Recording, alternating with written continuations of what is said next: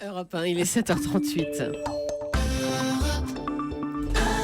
Thomas Soto. Le vrai faux de l'info de la matinale avec Jean-Philippe Ballas. Bonjour Jean-Philippe. Bonjour Thomas, bonjour à tous. Ce matin, kamikaze et migrants. Point abordé, bille en tête hier soir par Florian Philippot, le numéro 2 du Front National, invité du Club de la Presse d'Europe 1. Quand on la apprend même qu'il y a chose. au moins 2 kamikazes du Stade de France qui ont pris le chemin des migrants qui étaient arrivés en Europe par la Grèce le 3 octobre dernier.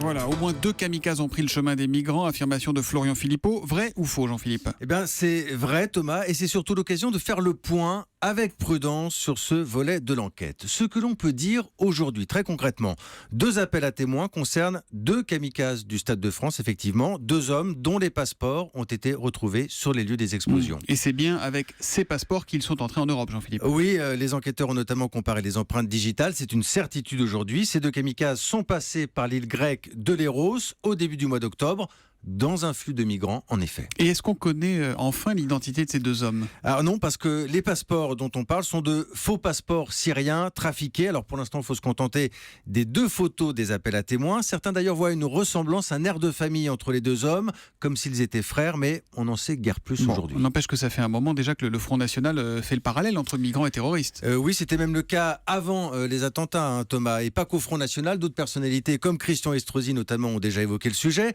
Alors jusqu'à maintenant, il n'y avait pas d'exemple avéré. Je l'avais dit d'ailleurs dans cette chronique. Depuis, nous avons donc 1 puis 2 kamikazes. Il faut faire quand même attention aujourd'hui parce que... On sait que le groupe État islamique joue aussi sur cette peur des migrants. Voilà, exactement, j'y venais. Alors les terroristes avaient brandi la menace d'ailleurs dans des communiqués.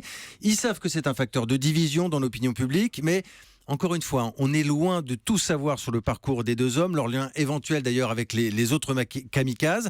Ils ne sont pas aujourd'hui au cœur de l'enquête à proprement parler, mais c'est vrai, ils révèlent une faille. Et en tout cas, donc au moins 2 kamikazes ont bien pris le chemin des migrants. C'est donc un vrai pour Florian Philippot ce matin. Le vrai faux de l'info de la matinale, tous les jours après le journal de 7h30 sur Europe 1. À demain, Jean-Philippe. À demain.